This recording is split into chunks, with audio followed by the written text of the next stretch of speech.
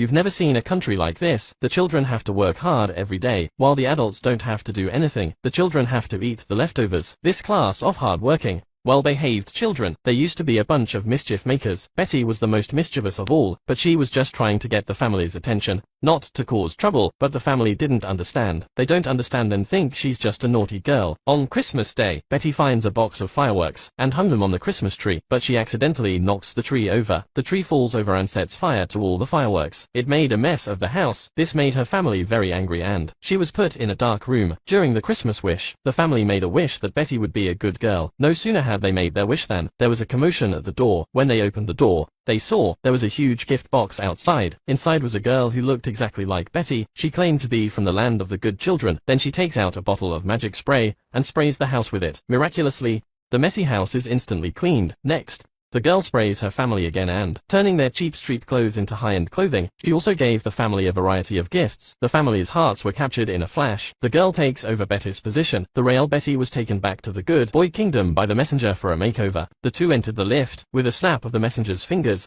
the ordinary lift was instantly transformed into a glorious display of color. When they step out of the lift, they are in the land of the good children. It was like a fairy tale, clean and beautiful. Little did Betty know that this would be the start of her nightmare.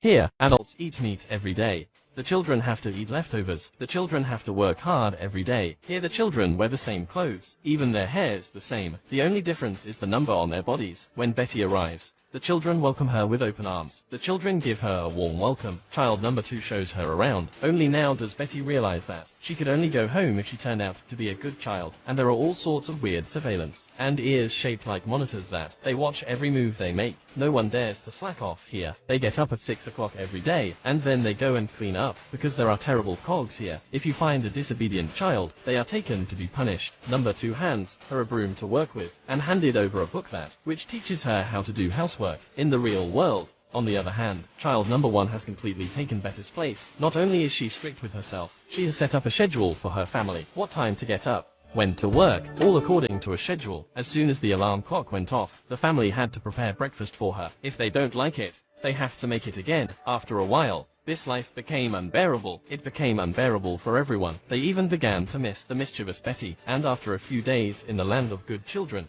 Betty couldn't stand it either. Number 2 is there to discourage her, but to no avail. Betty sneaks out. The other children saw this and immediately set off the alarm. After running for who knows how long, Betty arrives at an abandoned playground. It was deserted. The place was deserted and eerie. Just then, there was a sound in the distance. A closer look reveals the cogs were coming after them. Betty ducked for cover. One of the cogs stopped beside her, but it didn't notice anything. He slowly left. Betty thought the crisis was over. Betty was relieved when, but the next moment, and so she was taken back. In this amazing country, every child is expected to work hard. If a disobedient child is found, they will be punished severely. Betty was caught by the cogs and soldiers and brought before the queen. Before the queen could say a word, Betty saw right away that she was a messenger. The 2 eyebrows were too easy to identify. Seeing her cover blown, the messenger was furious. He strapped Betty to a brainwashing machine to erase her memory. With her memory wiped, Betty becomes a completely obedient child. The messenger puts her memories in a box. The memories of the other children are also inside. Peace was once again restored to the kingdom of the good children. On the other hand, Betty's pets,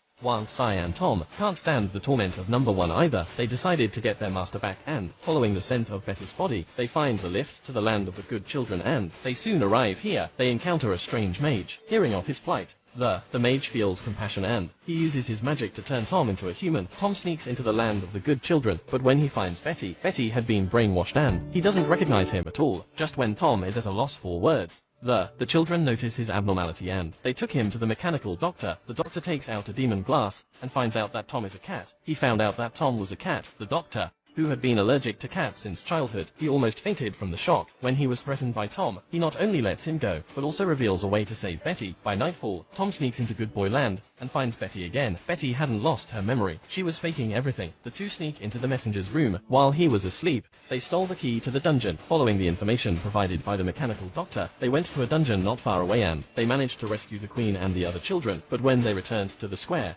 the children, whose memories had been erased, the queen was no longer recognizable to them. It was then Messenger realized that something was wrong and immediately called out the fierce cogs of soldiers, who soon had Betty and the queen near grasp. In the nick of time, Tom uncuffed himself and escaped. He goes to the control center to destroy the gears, but a mechanical snake appears halfway. Luckily, Wan Sai arrives just in time, just as the Queen and Betty are about to be executed. Tom succeeds in destroying the control center. The gears are instantly turned into a pile of scrap metal. As the Queen is rescued, the messenger is ready to run away, but he accidentally released all the memories of the child. The memories flew in the direction of their master. In a flash, they all returned to the children. The children were back to their original selves. Finally, Betty bids farewell to the group and she returned to the real world. The family was so happy to see her back. Perhaps this was their own child.